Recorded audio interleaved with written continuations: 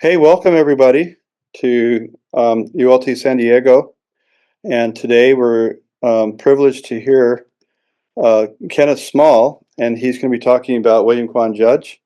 And there's a subtitle about a new human nature. And that's a phrase actually that comes from Catherine Tingley. So you've seen this flyer before. It has this quote from the Gupta Vidya. The higher carelessness that the W.Q. Judge taught is a calm reliance on the law and a doing of one's own duty. The reading for today, we're just going to read these three. So HPB wrote in her 5 messages to American Theosophists, she says, had it not been for W.Q. Judge, Theosophy would not be where it is today in the United States. It is he who has mainly built up the movement among you, and he who has proved in 1,000 ways his entire loyalty to the best interests of Theosophy. From Catherine Tingley, who is one of his students, I was face to face with a new kind of human nature, with something akin to that which my inner consciousness had told me a perfect human being might be. He stood out so above the run of men in deep wisdom and lofty nobility of character.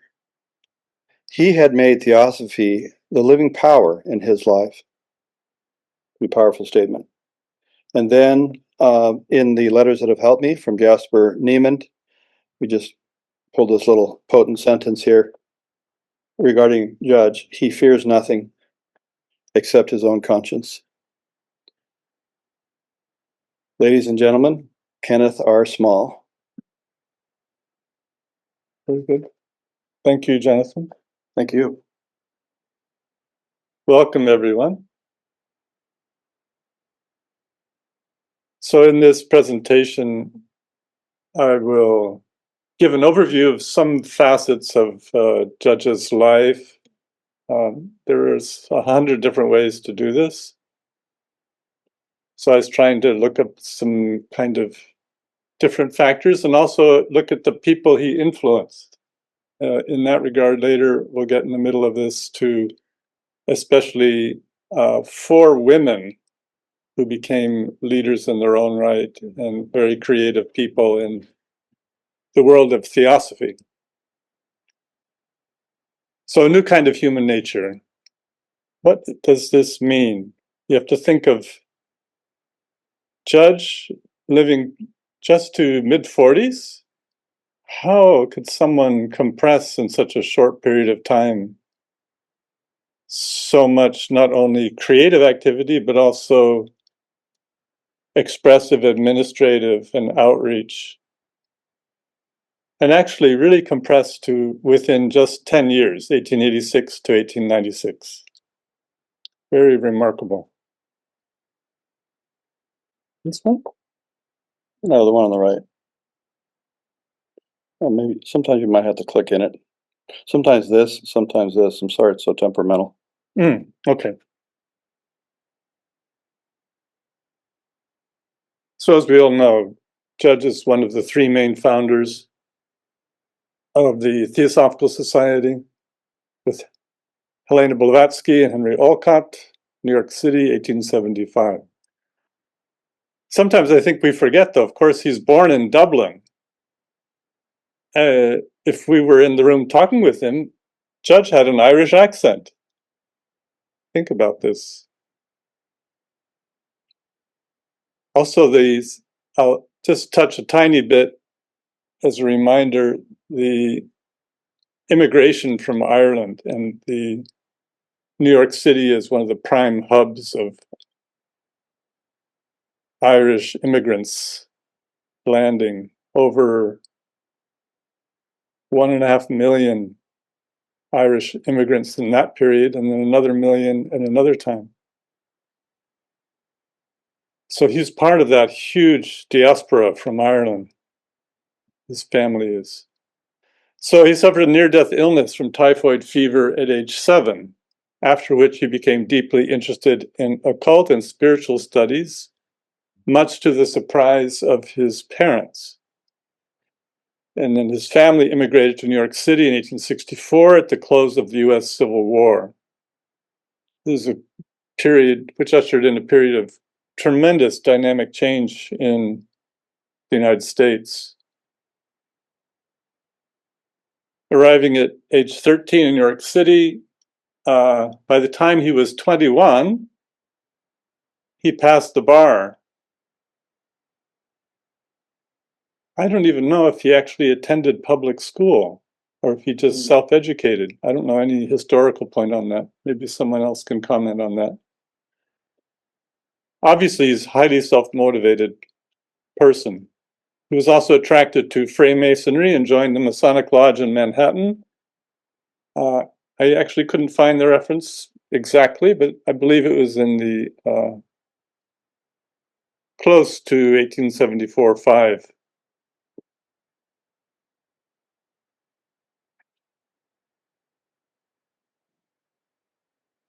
Blavatsky, Olcott, and Judge's paths coincided at the Eddy homestead in Vermont in the early 1870s. The Eddys were famous spiritualists at the time, with spiritualistic apparitions appearing. At that time, perhaps different than the more channeling kinds of things we have in more later 20th century and early 21st century.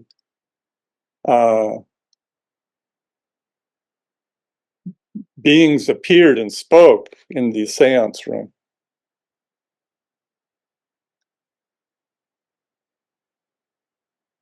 It's hugely popular after the Civil War. Over 8 million adherents by 1895. Spiritualists engaged in seances to contact disincarnate beings. The interest at the time was fueled partly by, greatly by the people wanting to contact their relatives who had died in the Civil War. This fuels spiritualism like crazy, you know. Spiritualism existed before that. It's also interesting because spiritualism was not an organized movement. It was a popular movement, and spiritualism was also a venue where women had a lot of influence and as well. Anyway, at the Eddy homestead, Blavatsky arrived with Olcott.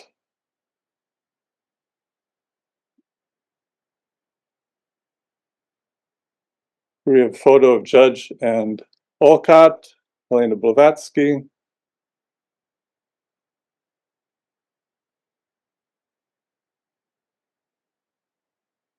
I'm also putting in some pictures of New York City in the 1880s. There's Wall Street and Broadway, 1880. Try and reimagine. You're walking on the street. You're going to a theosophical meeting. Judge is speaking. Here's the Manhattan Masonic building. This is the, which, you know, it had to be rebuilt about 1900 when there was a fire. This was where Judge would have gone weekly as well. Here we have traffic on Broadway, Metropolitan Hotel, New York, 1880. You have to realize it was just an explosive, energetic place with trains and trolleys and everything already being, the infrastructure being laid for, as it continues today, even before automobiles. But also, here's Lower Manhattan, view of the slum dwellings on 8th West Side Manhattan, 1885. This plays a role later in where Judge discovers Catherine Tingley working with the immigrants in her social work outreach mission. Yet at the same time, here's the Metropolitan Opera House, and an extraordinarily elegant interior of a drugstore. So you can get a stronger feeling of the disparity between class in New York City at that time is even much more than now. Oh, I included this just as I'll explain later. The largest catastrophic blizzard in New York City in 1888. I'll come back to that if I remember later. So Judge, of course, was the great exemplar amongst all the early theosophists of what you could call practical theosophy. He was able to reframe and express theosophy in clear language that was accessible to broad spectrum of the public. He also looked at making writings available that individuals could apply to their daily life. In terms of this, he did a translation with James Henderson Connolly of Patanjali's Yoga Aphorisms, the Bhagavad Gita, and his Ocean of Theosophy. And then with Julia Keatley, Letters That Have Helped Me. And then his scores and scores of articles on theosophy, occult stories, and practical suggestions to theosophical lodges.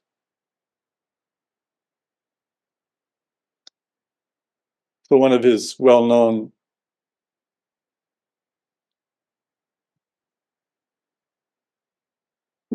articles, Hit the Mark, Judge's Practical Theosophy. Om is the bow, the self is the arrow, Brahman is called its aim. It is to be hit by a man who is not thoughtless, and then as the arrow becomes one with the target, he'll become one with Brahman. Judge says, in archery among men, a firm position must be assumed, and in the pursuit of truth, this firm position must be taken up and not relaxed if the object in view is to be ever attained. The eye must not wander from the target, for if it does, the arrow will fly wide or fall short of its goal. So if we start out to reach the goal of wisdom, the mind and heart must not be permitted to wander, for the path is narrow, and the wanderings of a day may cause us years of effort to find the road again.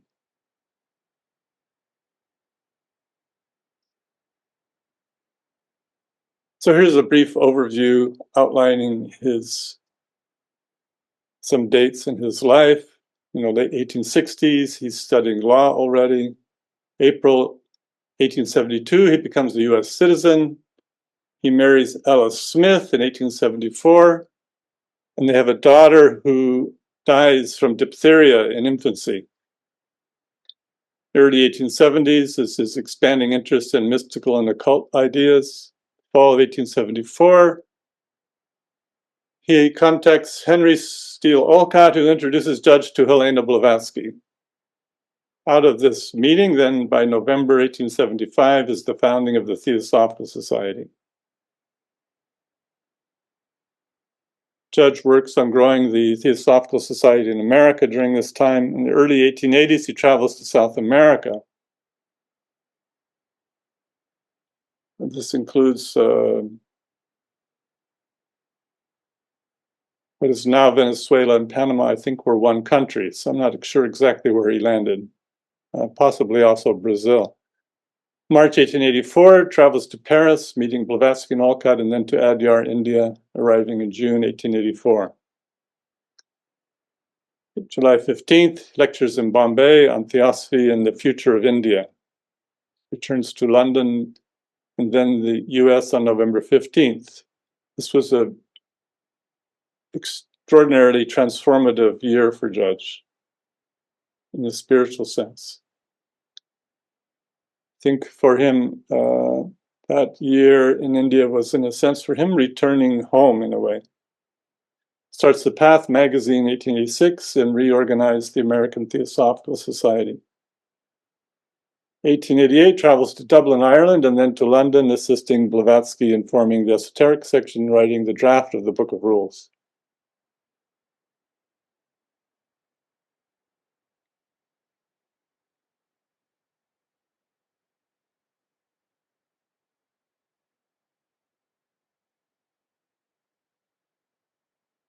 Yeah, and here's just a timeline again, a little overview.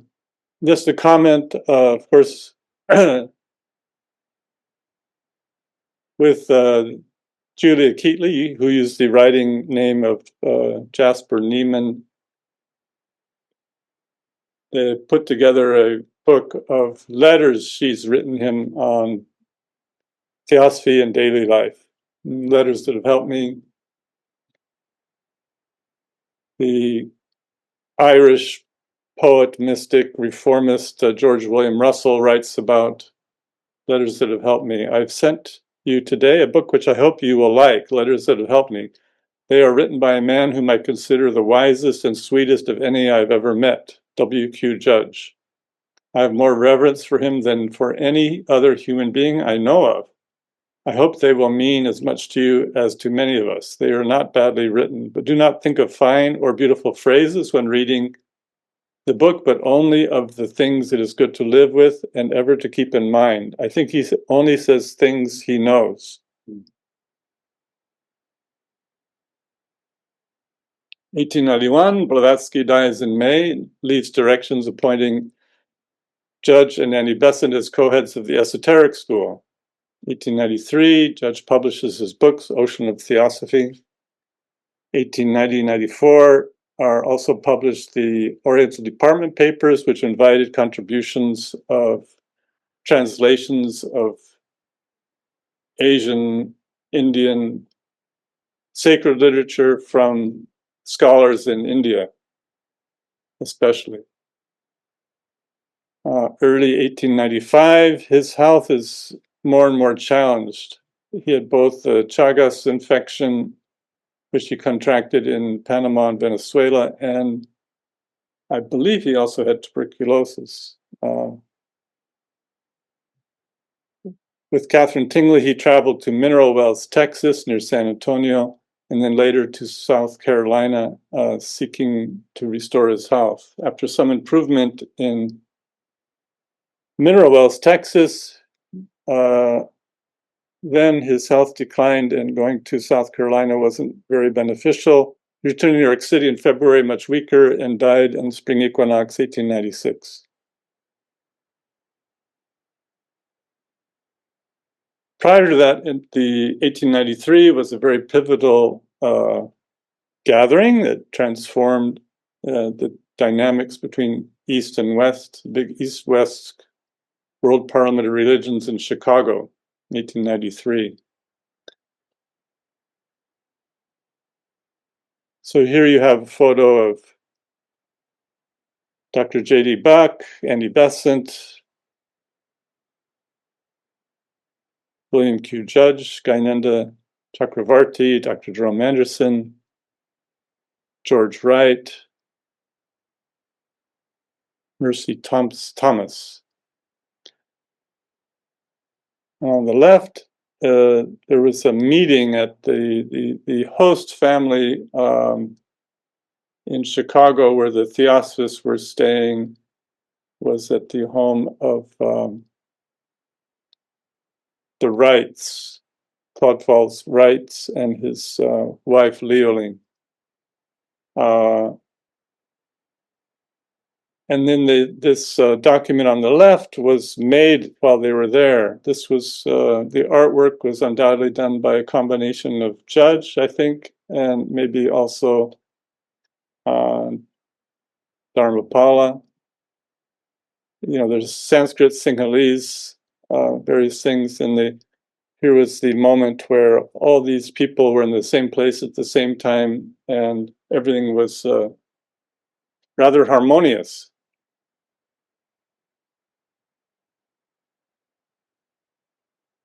World Parliament of Religions, you know, Vivekananda came, hugely important event, especially his speaking at the parliament. But all the people, Annie Besant spoke, Chakravarti spoke, Judge spoke, etc.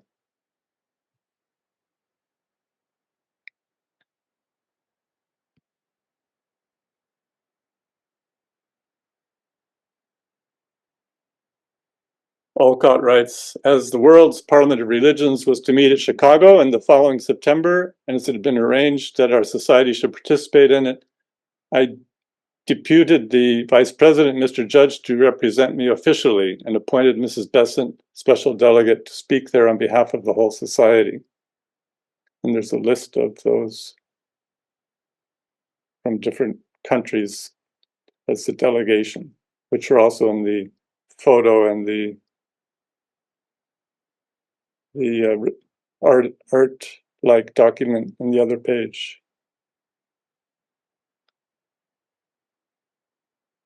During the late half of the 1880s also was this incredible outreach of popularizing theosophy in the United States.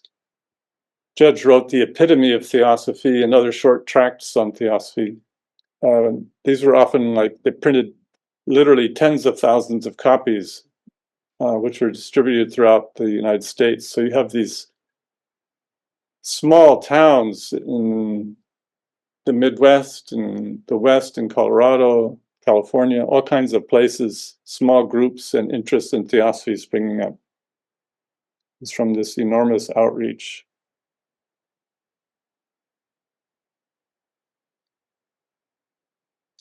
Here's just a brief list of some writings by Judge.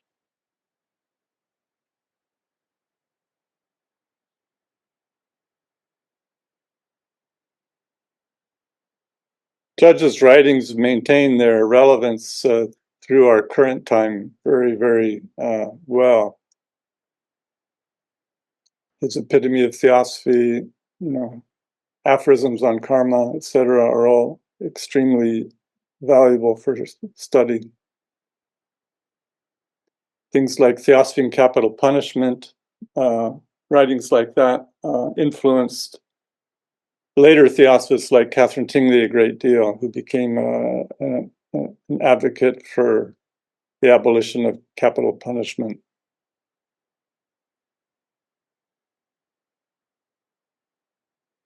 So I'm listing here just a few of the theosophists influenced by Judge and who met him during his lifetime. Many of these are well known to us, others not so much. I'm not sure if L. Frank Baum ever met him, but there was an influence there through his mother-in-law, Matilda Jocelyn Gage. The others, William Dower, Francine Ledoux, founded the Temple of the People in Halcyon, which still exists today. They knew Judge in New York in the 1890s. Robert Crosby is well known as the founder of the United Lodge of Theosophists, also knew Judge in New York and Boston in the late 1880s and 90s. Less well known, but also an important person is Genevieve Ludlow Griscom and her husband. They met and had contact and were in New York and knew Judge in the 1890s, and I think perhaps before that a little bit.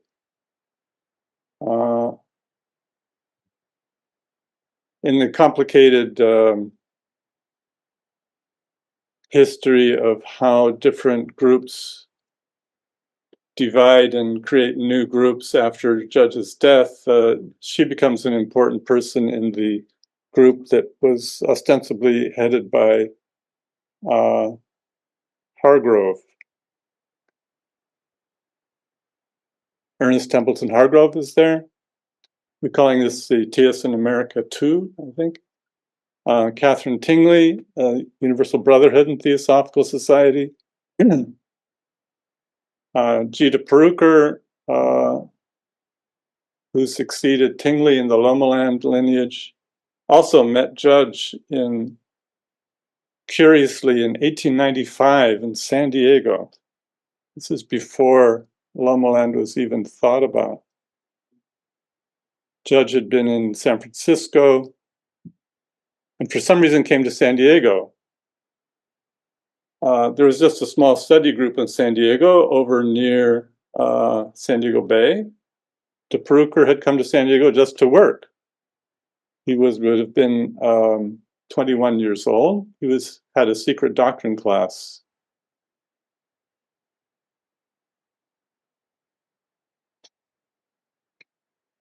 I always wished that De Perucker had said more about that, but he never said anything more than that they had met then. And it was a little unusual. At age 21, De Perucker was admitted to the esoteric school without any probation by Judge.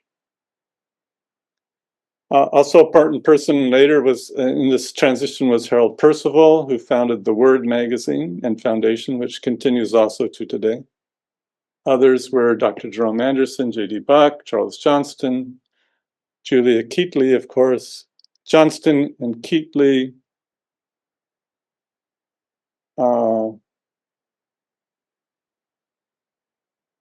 continue on also in the group with Ernest Hargrove. Important person I'll talk about a little bit is Matilda Jocelyn Gage. I think, who is that? I had never heard of her until recently, quite surprisingly. Very important, one of the most important women in the women's suffrage movement. And from more upstate New York, I haven't found anything exactly saying she met Judge, but she entered Theosophy in the mid-1880s, middle and late 1880s. And Theosophy definitely inspires and fuels her whole trajectory of her life. L. Frank Baum is, I don't think met Judge, but definitely read The Path, Judge's magazine, and Matilda Jocelyn Gage influences him greatly because he is her son-in-law. Leonard Lester, artist, met Judge in New York City after coming from England to Canada and then New York. Was an artist resident at Lomaland. Isaac Meyer, Kabbalah scholar, Seth Pancoast also.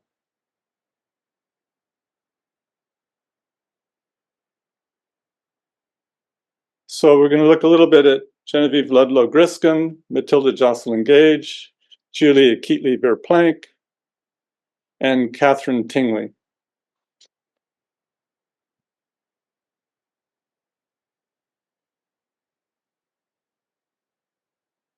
And each of these women are highly creative, dynamic women. It would take more than several full lectures even to give a good overview. So we're just noting their significance and hope that it leads people to look more deeply into their contributions theosophically. Julia Keatley, also, of course, is fairly well known within theosophical circles as Jasper Neiman, and quite a few other pseudonyms she wrote with in her contributions to Judge's Path magazine. Highly creative writer, short stories, and great insights into theosophical ideas. Boris Zirkov writes, Julia felt an intense desire to help others by means of her writing. He goes on, it appears that when Julia Verplank began to write articles for theosophical journals, HPB sent her a pen, which Julia always used for this type of work. Don't we all wish we had a Blavatsky pen to write with? She said that while the articles were always written in full objective consciousness, she felt at such times special inspiration and greater mental freedom. There can hardly be any question about the high level of her writings and the profound mystical quality of most of them. Here and there they embody some occult truths which bespeak deeper knowledge acquired perchance in former lives.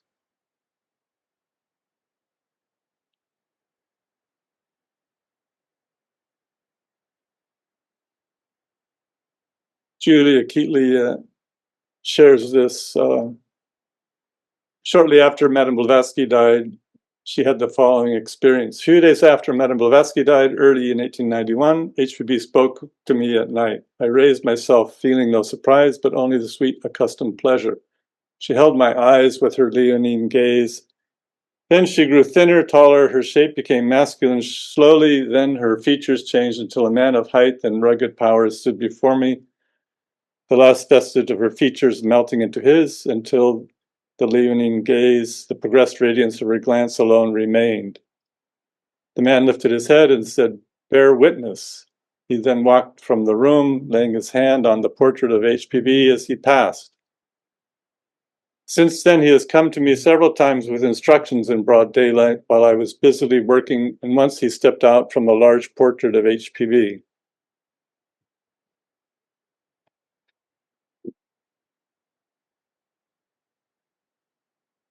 Another person to talk about I mentioned earlier is Genevieve Ludlow Griscom and her husband Clement Griscom. Griscom first contacts Blavatsky and writes a letter to the editor to her magazine Lucifer in 1889. Genevieve, we know, contributes something to what became Theosophy magazine in 1896 under the pseudonym Cave. I believe they both became members of the Theosophical Society. I think he did first, and then she did probably by 1890 or so. The importance is she became again, I didn't make a lineage graph, it gets very complicated. But in the groups that evolved directly after Judge's death, one of the groups is the one headed by Ernest Hargrove. And within that is the Mrs. Griscom plays an essential role as the primary person in their esoteric group.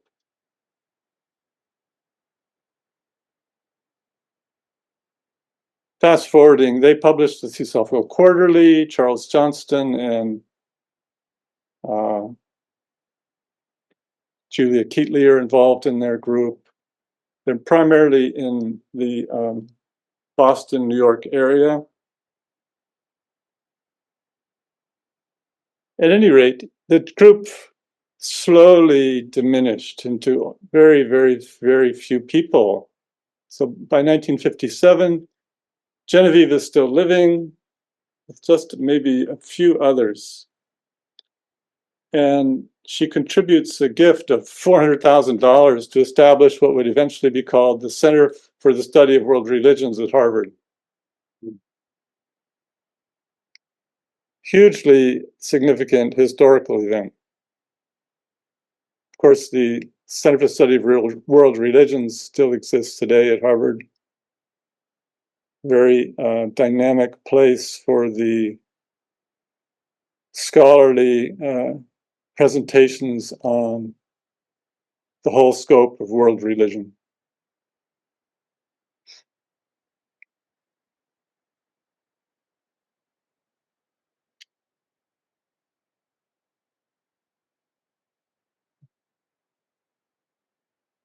We'll go through a little more quickly. Many of these details can be explored. Important person is Matilda Jocelyn Gage.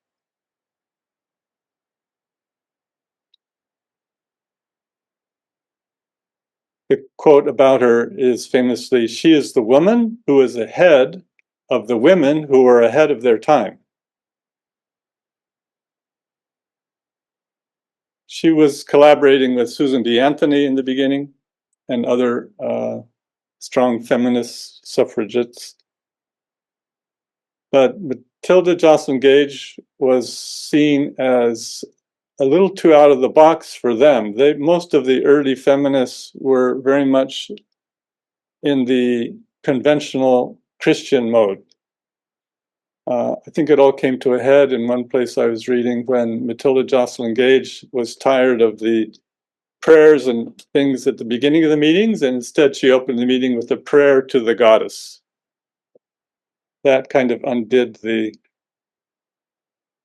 and she was, well, actually she resigned, she quit, and then went on continuing doing her own thing. She wrote a number of books. And even today, it's broadly acknowledged now that she had this influence and was crucial in the beginnings of the movement. Her influence in theosophy is only given a kind of cursory overview. There's very little done on it. It's really deserving of an in-depth study. Respect for the interdependent web of all existence of which we are a part. She became involved in theosophy by 1885. She's already clearly has read in Secret Doctrine, Blavatsky. She lived in upstate New York. Did she actually meet Judge? I don't know. Could she have not been at least to a lecture? Seems unlikely. You know, she was close by. She attended meetings to a small group in the town near where she lived. She was very much involved in Native American rights. She became a honorary member of the Mohawk Nation Wolf Clan in 1893.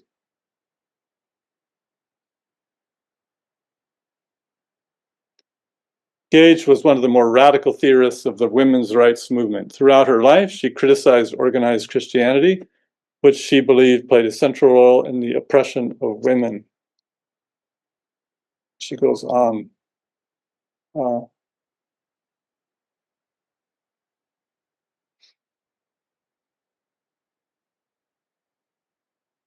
So in her book, Woman, Church, and State, a historical account of the status of woman through the Christian ages, with reminiscences of the matriarchate, published by The Truth Seeker in 1893. Many references in her book. Light on the Path, The Perfect Way by Anna Kingsford, Blavatsky, Secret Doctrine, Blavatsky, Isis Unveiled, Anacalypsis by Godfrey Higgins, The Path, edited by W.Q. Judge. The Book of Petrie's is given. I think it must be a Secret Doctrine reference. Cornelius Agrippa. She also extensively writes about the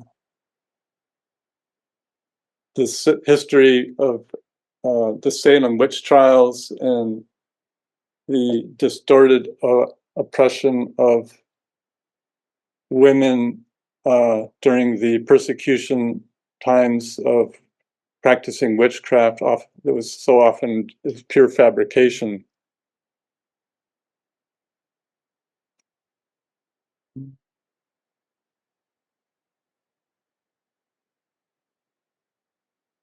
So she advocated for the inherent worth and dignity of every person, justice, equity, and compassion in human relations, free and responsible search for truth and meaning.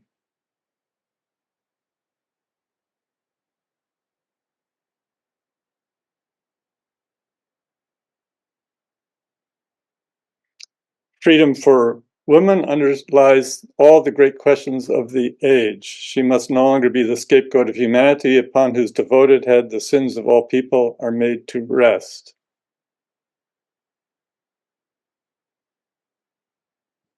The brighter day is to come for the world, a day when the intuitions of women's soul shall be accepted as part of humanity's spiritual wealth, when force shall step backward and love in reality rule the teachings of religion. And may women be strong in the ability and courage to bring about this millennial time.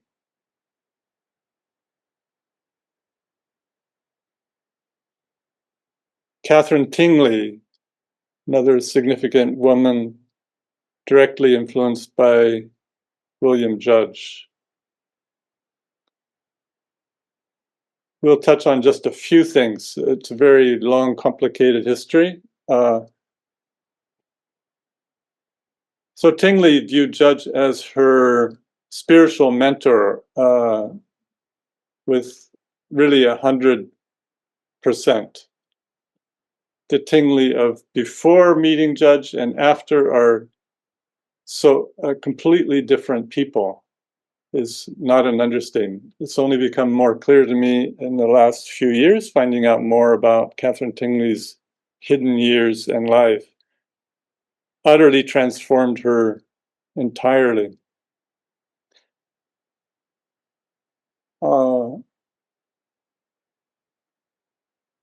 So later, Tingley would write, think of theosophy not so much as a body of philosophic or other teaching, but as the highest law of conduct, which is the enacted expression of divine love or compassion.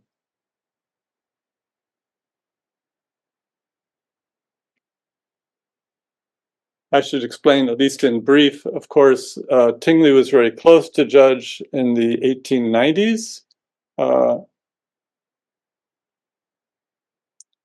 The usual date of their meeting somehow had become to be put at 1894. Recently, I found that this is not the case. It was actually much earlier. That was why I showed the picture of the snowstorm was in 1888, and it's most likely that was the snowstorm when they met.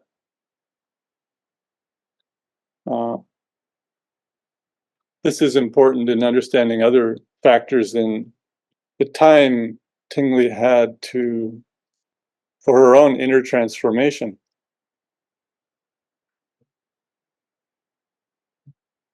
So Catherine Tingley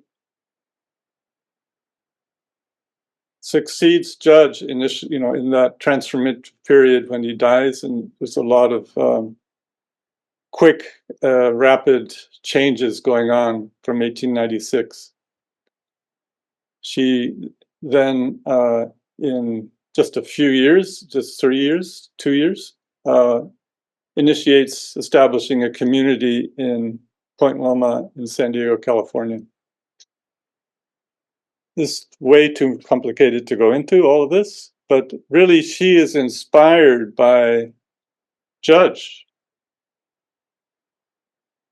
All the ideas of the Loma Land educational system, all those things can be found in Judge's writings.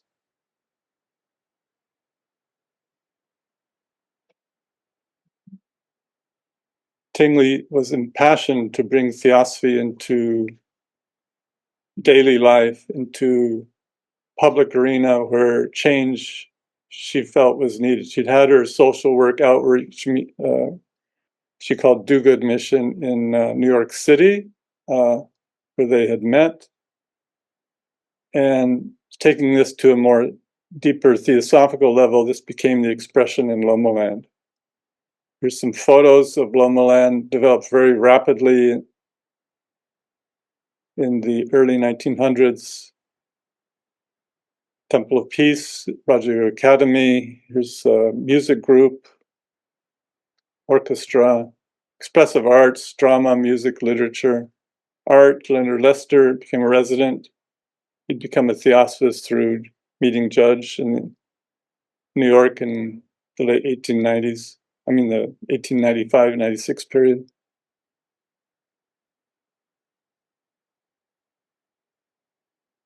Tingley establishes the School of Antiquity. It's an overarching ideal, this kind of unity of the cultures and world religions.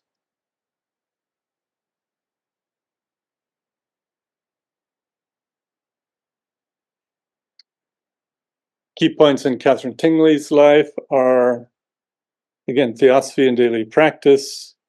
She's very much a peace activist. She was a delegate to the incipient League of Nations, prison reform, anti-capital punishment,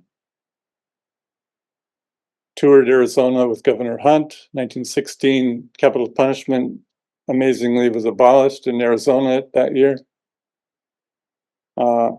Progressive education, expressive arts, music, art, drama, literature. Here's an anti-war protest during World War I, downtown San Diego, a picture on the right. Usually it would say, oh, universal peace, protest against war. or she would call it the movement for permanent peace.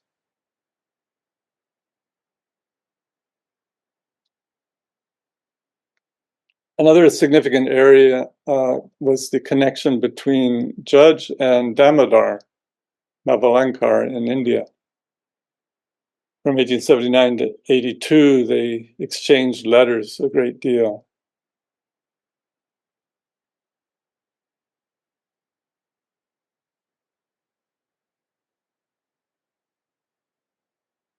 Writing to Judge in June 1881, Damodar shared his personal astral dream experiences with the masters. Judge thought highly of Damodar and held a very deep affinity with Indian spirituality and would visit India in 1885.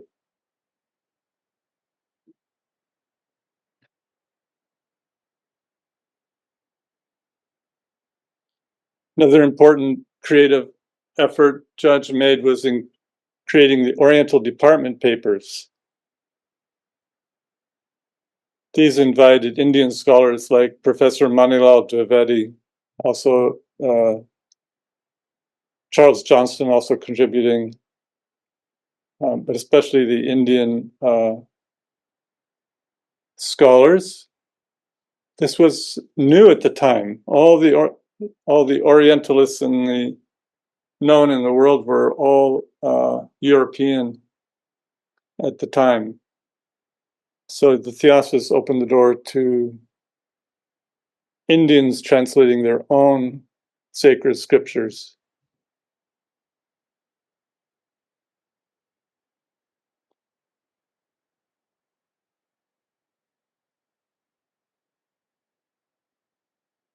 Judge also wrote occult stories.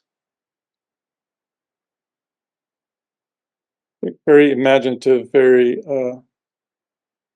quite a few under various pseudonyms in the past.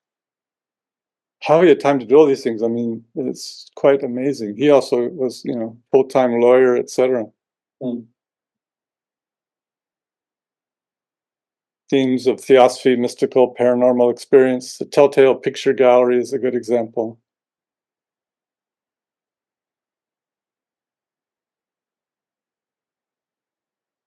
I'm not going to go through all these details. Time is constrained here. Mystical Dimensions, the Raja painting by William Q. Judge. Judge wrote a lengthy article entitled In a Borrowed Body.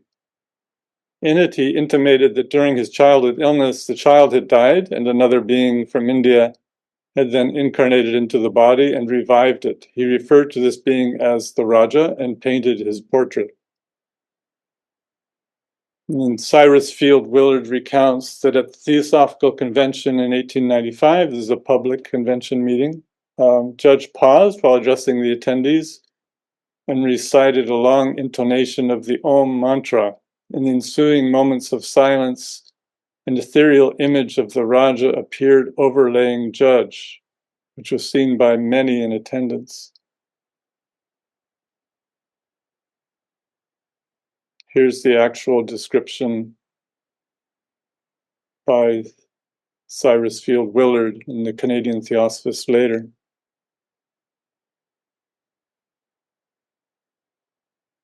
As he says here, this change was not one seen by me only, and we did not discuss the import of his significant statement until after his death, when a meeting was held in the Boston headquarters to determine our future action. Then I mentioned it in a speech and his statement, and fully 10 persons from different parts of the hall spoke up and said, I saw it too. I saw and heard what he said, etc. Willard continues, I knew Judge intimately as he was a Mason and so was I, but I never saw anything like that before or afterwards.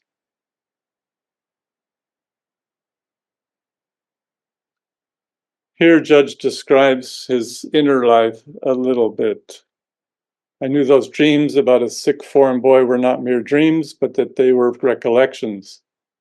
And I condemned each night to animate that small child just risen from the grave as his relations thought. But I knew that his mind for many years would not know itself and would ever feel strange in its surroundings. For indeed, that boy would be myself inside, and he without, his friends not seeing that he had fled away and another taken his place. Each night, I, as sleeping Raja, who had listened to the words of sages, would be an ignorant foreign boy until, through lapse of years and effort unremittingly continued, I learned how to live two lives at once. After I should become accustomed to this double life, perhaps my foreign mind and habits would so dominate the body of the boy that existence there would grow full of pain from the struggle with an environment wholly at war with the thinker within.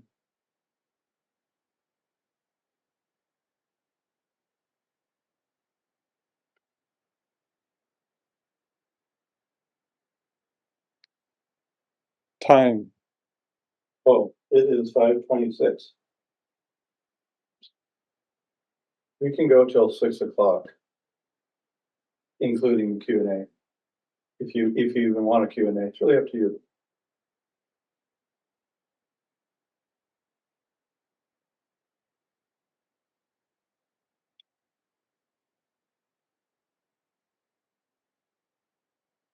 I think we could stop and then we can talk. Okay. If I keep going, we'll. Here. Let me just look here. Just one more slide here.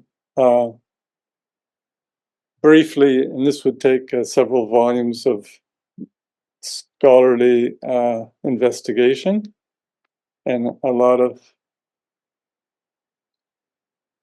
talking to really understand the nuances and the intricacies. But this has to do with what is usually referred to as the split in the Theosophical Society, 1895, Judge Olcott and Besant. Actually, I was looking at this, and I'd never noticed this today, but actually the photo says it all already. Judge and Olcott are separating in the photo, I think. Am I saying that right? Yeah. Yeah. Anyway, schismogenesis, creation of division, schism.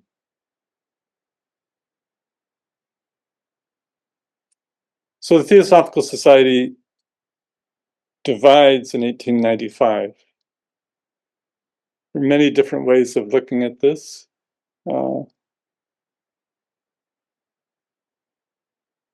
Maybe a more macro view is that it was necessary, or that there's a creative impulse in back of this as well. Of course, in the details, it was like, oh my goodness, all these theosophists are fighting. That's true. But also there's something else happening. There's, if we look at the strands that come out of this split later, there's these incredibly creative and interesting divisions, from the Hargrove Group, the Lomeland Community, United Lodge of Theosophists, the Percival's Word Foundation, Halcyon Community, all these different groups and others, all comes out of this split. So looking at this macro view, you can see these highly creative expressions. And perhaps there is a kind of different types of people are attracted to different modes and creative expressions. This is also true in theosophy. It's actually true in all the world religions. These dynamics take place. Deep subject.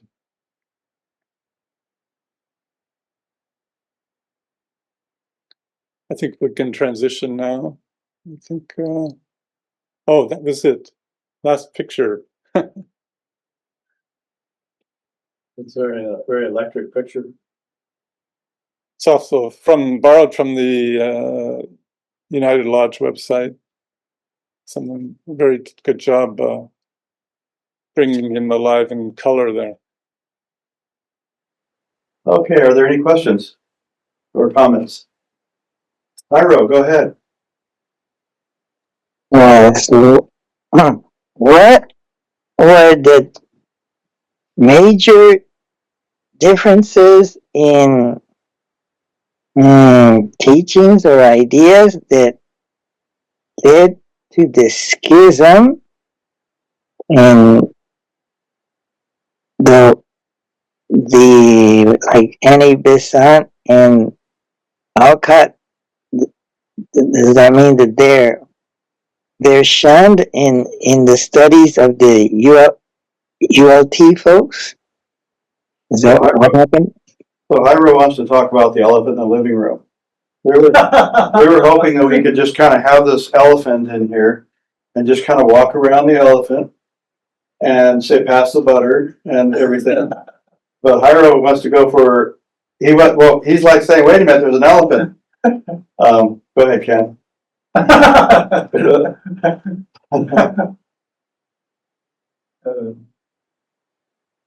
You've been thinking about all this for a while. I don't know at all.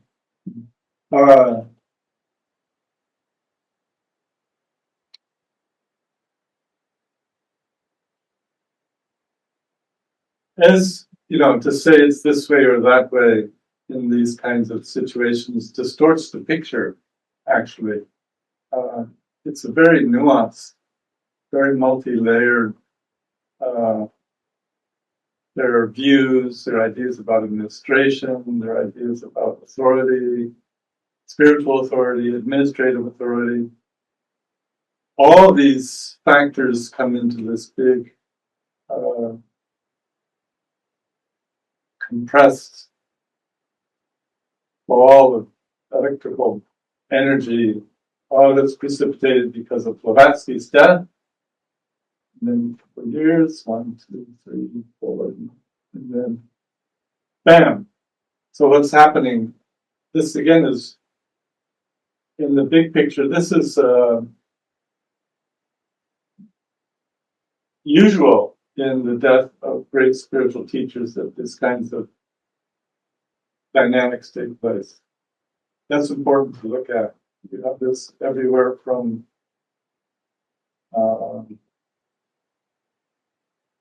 in Christianity, you have Catholic aliens, Catholic Orthodox, all kinds of schismatic movements. In Islam, you have Shiite and Sunni after the successions from Muhammad. In, smaller groups, again, these dynamics take place.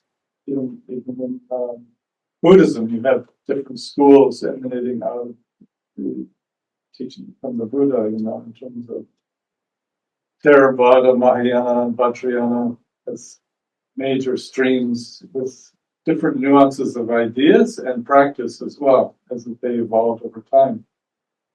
In Theosophy, we're much closer together, so it makes it even harder to take a look at. Really, for example, what is the relationship, we would say, between Point Loma, Loma Lam, Catherine Tingley, Judah Peruker as the spiritual leaders from that lineage, and the United Logic Theosophists. This is like the dynamics of not even cousins, but siblings. So we have to really kind of like, oh my goodness, this is really close at hand. Robert Crosby lived in Point Loma for 4 or 5 years, I think, early 1900s. And then these, but it starts with enthusiasm, often ends with sudden changes, And I'm purposely not giving a direct answer to your question, so please forgive me, but you have to be very careful to create categories where it's very, very, very, there's lots of gray zones. Can I mention a few things? Yeah, sure. I'm not as familiar with Catherine Tingley's writings. So I couldn't say what the differences are and so forth. The initial split happened where Judge is actually the one that did the first split, which is interesting. And that was probably right after the 1993 World's Parliament of Religions. Is that about the right time period? The next year, Yes, but it's subsequent to that. Everything appears harmonious then, and then in the next 2 years, everything starts to get very Yeah, so look out when things start to look good. That's kind of It's a very highly charged movement. Another thing to take into account is always there are masters of wisdom involved. And that's kind of one of the teachings of Theosophy, is that there's not a historical event on planet Earth that isn't somehow directly or indirectly influenced by the masters of wisdom. And you would think that that would include the Theosophical movement.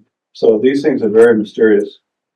Students of HPV, a lot of them would say that the first years of Annie Besant, she was very close to HPV in terms of what do you call it, her teachings and her writings.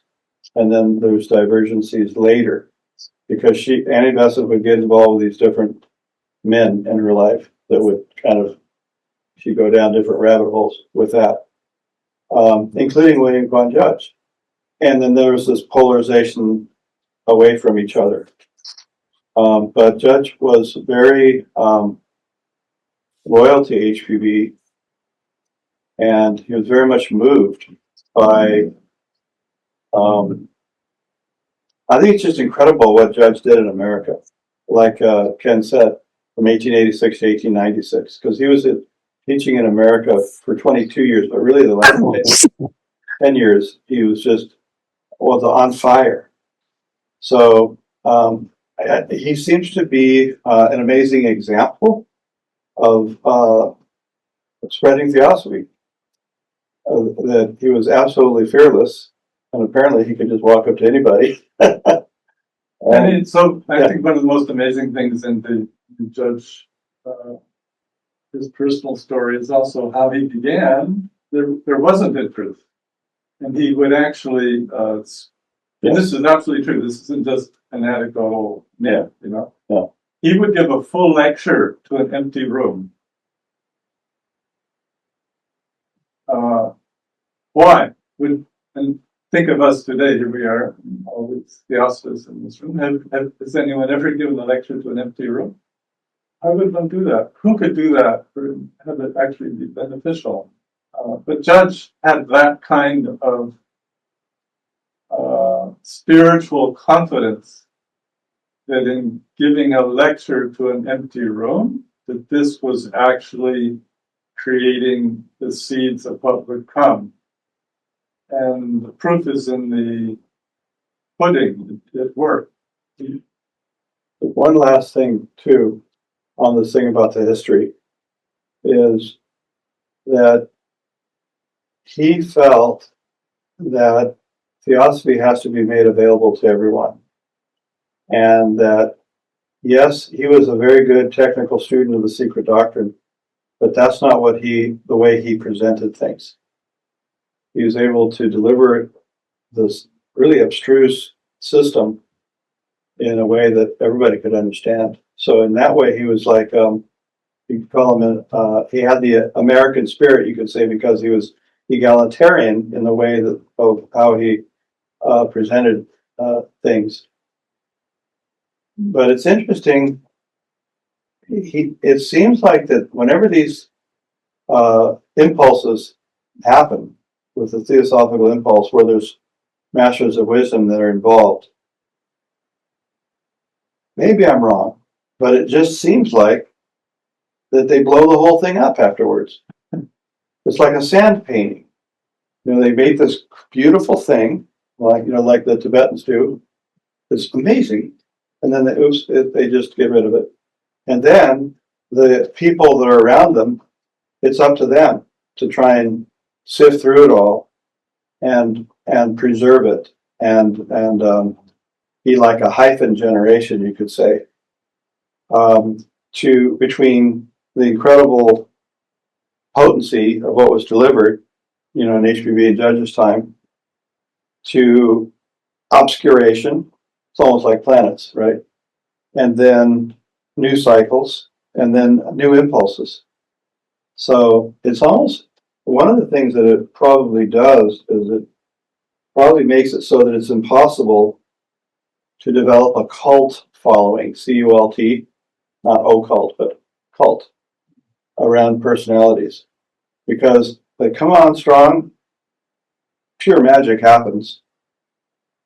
It's amazing for a time, and then poof, it's all gone, like nothing ever happened. But there's the writings, there is the continuity, like a thread that is preserved. And certain people, and there's very few people that will recognize, very few, down to just a few, that will say, wait a minute, there's something here to be preserved. And all looks like it's for naught, but the initiative can be taken one step at a time. And that, well, Judge really pioneered that, really, because of his speaking to an empty room. You don't have to have a lot of people. And it's just precisely the way you said that. It's beautiful the way you said that. Yeah, and I think also adding to what you say, I did this, you mentioned it a few days ago, and I was thinking about these creative periods in Theosophy.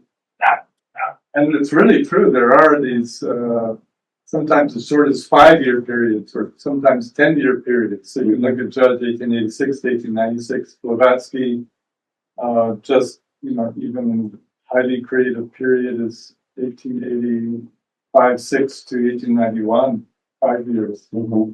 Or in, I can speak for Loma and Point Loma, highly creative periods from 1912-13 to 1922, and then again from 1930 to 40. Catherine Tingley in the first period, Barucher in the next period. I think United Lodge can be looked at in these creative periods as well. Sure.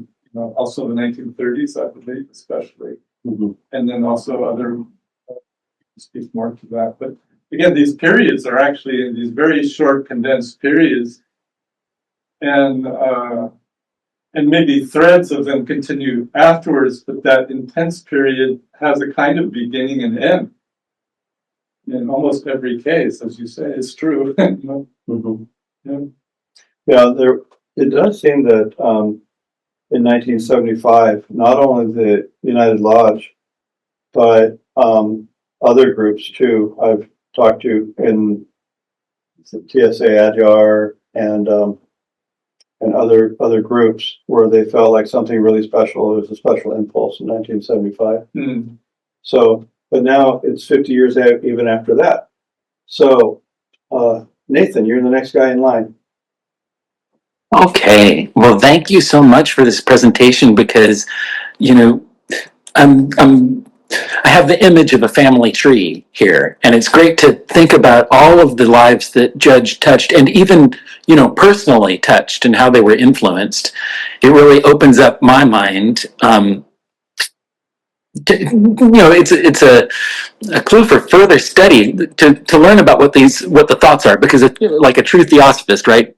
HPB said, has an inspiration of his own to solve the world's problems. And so here are all these people taking this inspiration. But I did just want to return back to my understanding about Judge and this, we could call it the schism that he initiated, really. I think he was just trying to preserve trying to preserve something. He was staying true to something, and it kind of it ended up being a great challenge for him in his life, in that I think he had weren't there some legal issues that he had to attend to constantly in order to maintain the integrity of what he was doing. Do you know anything about that?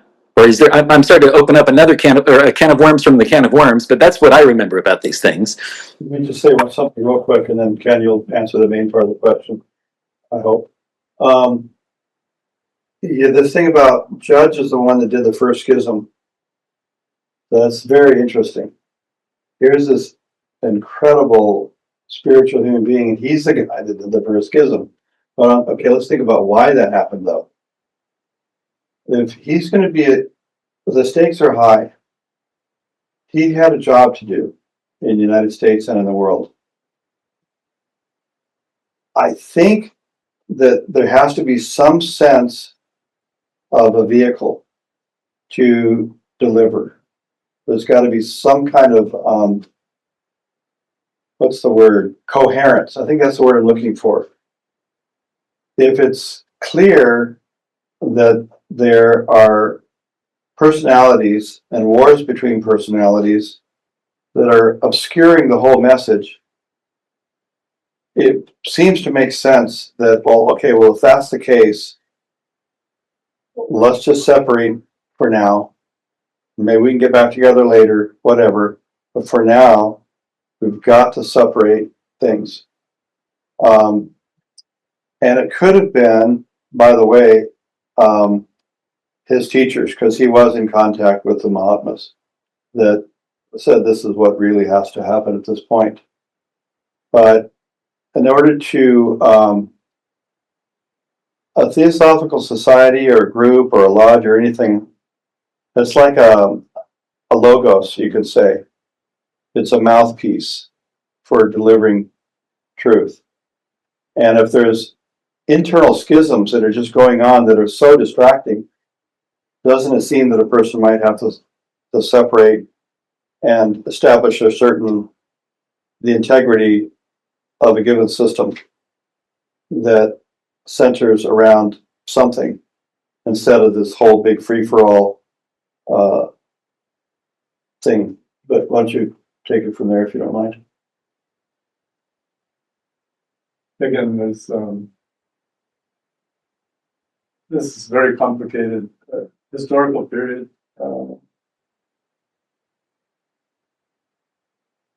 Again, nuance with lots of factors. So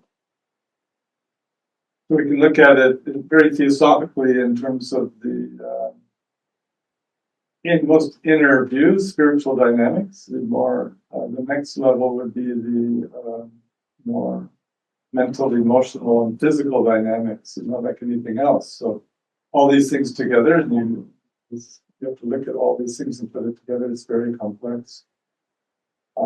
But again, I certainly I think there's a place somewhere in the Mahatma letters where the masters intimate that a split would be coming. Don't ask me where it is right now because I don't remember. But that's right.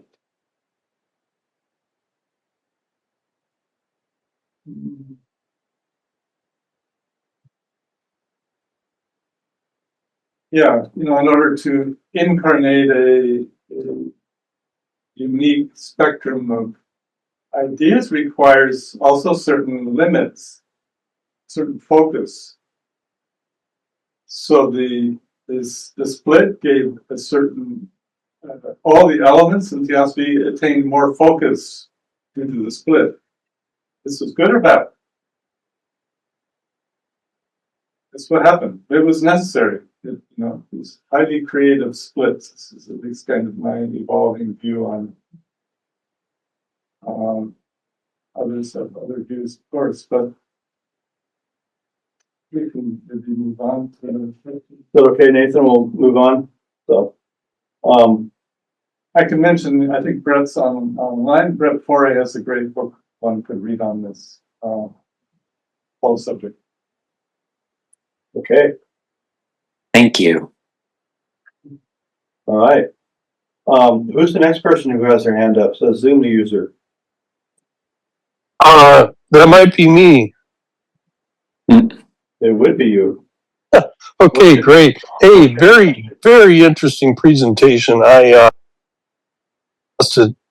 Thanks for putting the work into it. It was, very good.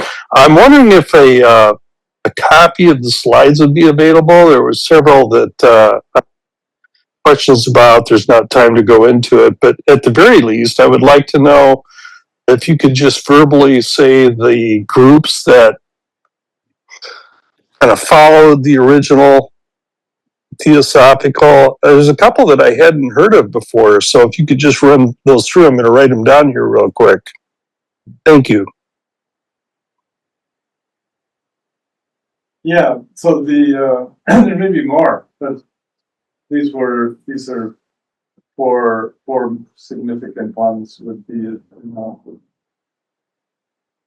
Universal Brotherhood and Theosophical Society with Catherine Tingley as its leader after Judge that time, and then the group from Ernest Temple Hargrove, also called the Theosophical Society in America. It's going to get very confusing. another group, the Word Foundation, Harold Percival, still exists today. Word magazine, this great magazine published from the earliest 1900, I think, 1900, 1899. All these people knew Judge. Many letters of Judge and others published in the Word magazine. The Halcyon, the Temple of the People in Oceana, California. Francia Ledoux and William Dower. That also directly Duke Judge. Did you get the invite, or how did you find out about this meeting? And what's your name, questioner?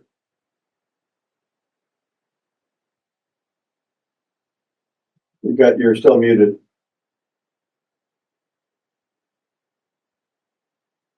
Well, I don't know if you can hear me, but just reply to the invitation email, and I'll forward your email to Ken Small, and that way you guys can correspond if you'd like to.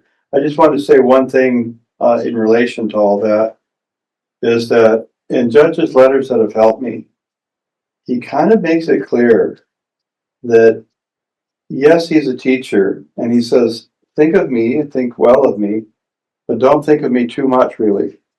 Very interesting. And he's saying, for all we know, a veil could fall down from your eyes, and you would see things much more clearly than myself at any moment. Mm. And then the way he writes to Jasper Neiman, who's really Julia Keatley, when he goes to Europe, and he talks about this kind of heavy atmosphere of almost despair, almost debilitating despair. He's probably handling some things that were kind of heavy. And in a way, he's almost setting her up as his anchor while he's abroad. It seems when you read his letters to her from there. You see how that is? So in other words, he's establishing a rapport with somebody who's obviously his student, but in a way, it goes both ways. It's just this beautiful impersonal intimacy, if I could say it like that. You can see that with Julia Keatley as a really great example. Yes. As her extraordinary creativity in writing and theosophy is most during her peak creative period is during the life of Judge. After Yes. that, she still has some activity, but it's much less. I see. It's, what's happening? Yeah. This can also be seen in other theosophical periods of history and time, Yeah. where there's a strong central figure, and then there's this tremendous creativity that emanates through the group. Yes. And also, just to add back to his first question, I didn't quite get to the fourth group is Robert Crosby and Ideological Theosophy. Oh, them. You might have forgotten. Yeah. Do tell. Anyway. Okay. But there's one more thing here on this is it seems that a great teacher, there's even Buddhist poetry sutras and things that are like this, where they'll say, you can tell by the footprint that an elephant has been here, that kind of thing. Or you can tell by the green of an area that a great storm has come, or that there's been plenty of water that's been delivered to a valley, you could say, through nature. There's different ways of that. And it seems like when these great beings are on the scene, yes, they themselves are really remarkable, but there's this whole other, I like to think of this is maybe too cosmic, but like a black hole. And black holes are what's in the middle of galaxies, and they're the reasons that the stars go around something. And nobody really understands all this. But in the event, where they call it an event horizon around the black hole, it seems that around these great beings, there's an event horizon. And these four women that you're talking about were part of that. It seems They like. were all in that sphere. It's a good term, event horizon. And of course, many others, but I had to just select some examples. Sure. Yeah. And this thing about Catherine Tingley, can you imagine that? Think about that. They're in Boston, okay? I've been to Boston, what, twice? Boston is a place it's a real place, okay? It's a real city. And it's an establishment and it's got a certain way of things. Catherine Tingley gets it in her mind that we're going to San Diego. Can you, what a thought. Didn't exist at the time, hardly 15,000 people, middle of nowhere. Yeah, so this is non-place. We're going to a non-place. Here we go. And they're in Boston. Boston's a real place. Historical place, the Boston Tea Party, etc. New England, the heart of New England. Yeah. And we're going to go not just to the West Coast, but we're going to go to the south of the West Coast. We're going to go as far away from here as this country can even have to offer. But she had never been there. Oh my God. What, did she have a vision? Yeah. And she had a statement from General Fremont, who had been here. That would make me go someplace. Just Well, she had described, and she felt he had described the place she had seen. Okay. That's a whole long Okay. But anyway, story. but see, the whole West Coast thing with Theosophy, not only with the Point Loma, which is a whole impulse, but the ULT really, and as you say, the ULT and Point Loma are so brother and sister. If you think about the whole Pathfinders, Theosophical Pathfinders, somebody's gonna start throwing food at me through the computer. But the whole children's impulse with what the ULT did with storytelling. Yes. And this kind of really pioneering educational thing with children. Yeah. Very parallel. I remember it wasn't that many years ago, I was at a theosophical meeting. Oh, Mira Lee and others were present, and then something spurred them, and they started reciting "Children of Light, let us go forth, and then the noble service unto all the bits," etc. Right? Right. And I was like, I was dumbfounded because this comes from, again, Boston, 1898-99, was in the Lotus Circle schools there. At that time, the next split hadn't happened yet, and Catherine Tingley wrote that. And it continued on in ULT. That's how close together everything is.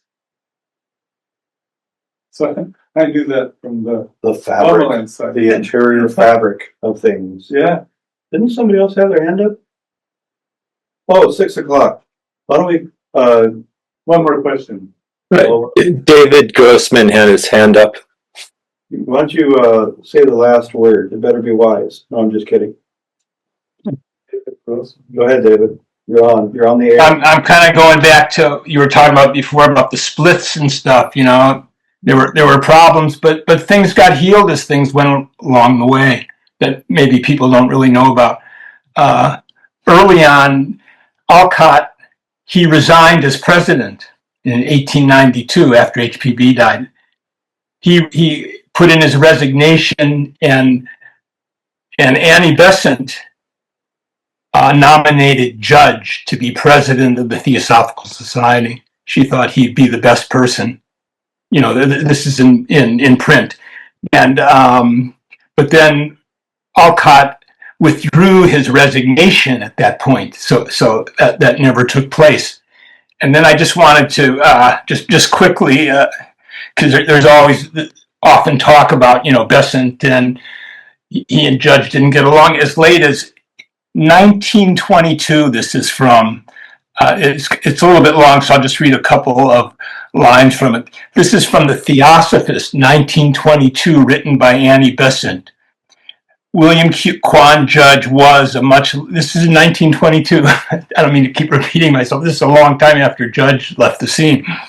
William Quan Judge was a much-loved friend and pupil of HPB's and long the channel of life to the American branch of the TS, a highly evolved man with a profound realization of the deeper truths of life. And I'll skip a little bit. And then later on, she says, his real work, The Spread of Theosophy in America, was splendidly performed, and his memory remains as a lasting inspiration. That's Annie Besant in 1922. I just thought it's worth bringing that out.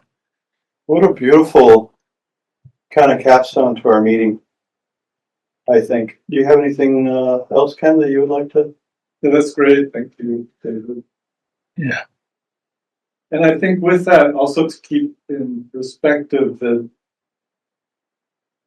I feel in comment, but I think also we're entering more and more of a integrative period where these creative separations and just differences in the past now come together and have the opportunity for more creative interplay of these different modes that were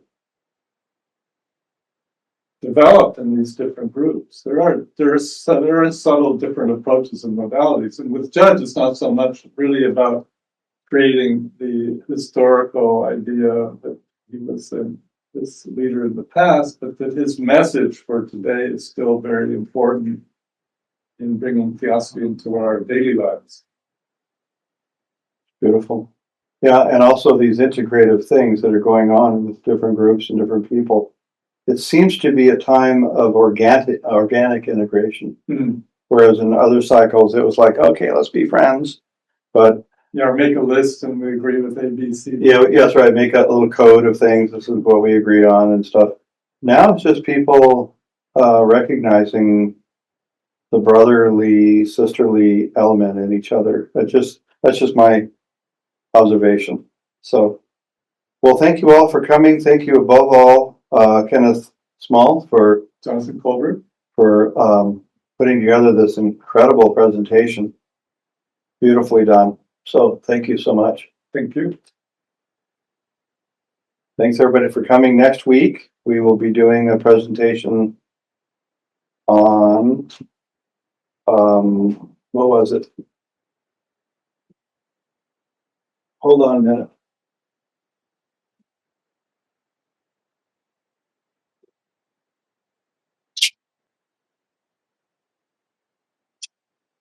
Oh yeah, divine kingship. Don't miss it. It'll be two very good speakers will be offering their insights on this very relevant idea, and especially in today's time, harkening back into the classical antiquity about what this notion might be about of divine kingship. So thank you all for coming.